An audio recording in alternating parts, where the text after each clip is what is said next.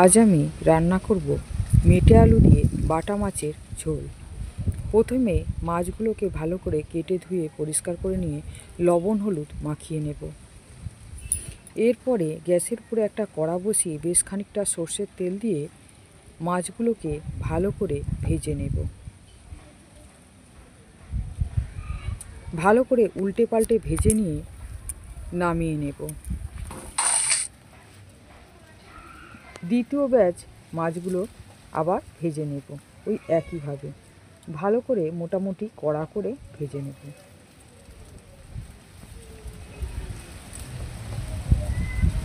সমস্ত মাছ ভাজা হয়ে গেছে।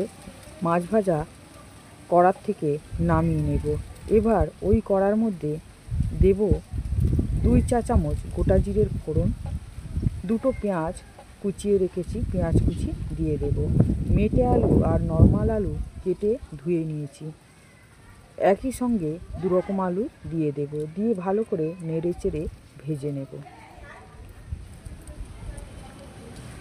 ভালো করে ভেজে নিয়ে দেব 1 চামচ হলুদ গুঁড়ো, 1 চামচ লঙ্কা গুঁড়ো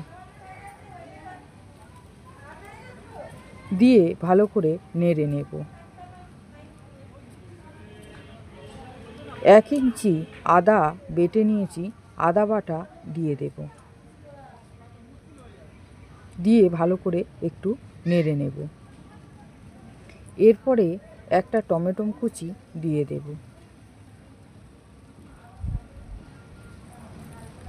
দিয়ে একটু নেড়ে নিয়ে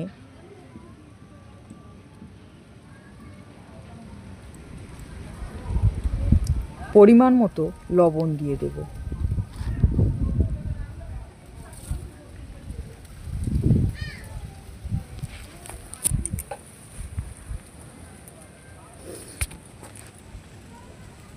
এক চামচ ধনে গুঁড়ো, 1 চামচ জিরে গুঁড়ো নিয়ে নিয়েছি, তরকারিতে দিয়ে দেব। দিয়ে ভালো করে কষিয়ে নিয়ে ঢেকে দেব।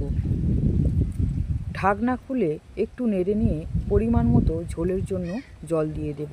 মেটে আলুতে কিন্তু বেশ অনেকটাই জল দিতে হয়, মেটে আলুর তরকারি বেশ ঘন হয়ে যায়, সমস্ত ঝোল টেনে নেয়।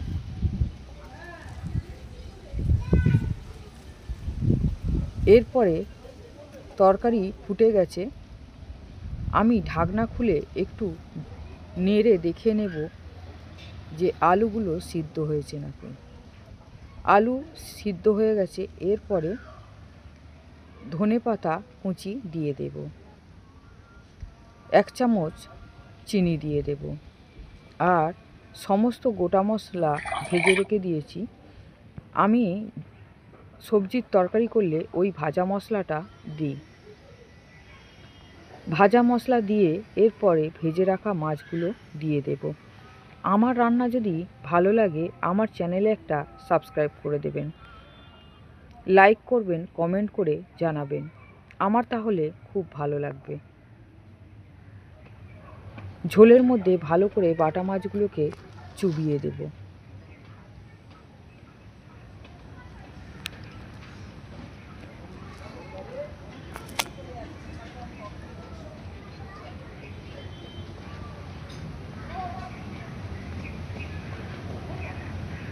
একটু ফুটিয়ে নিয়ে নামিয়ে নেব।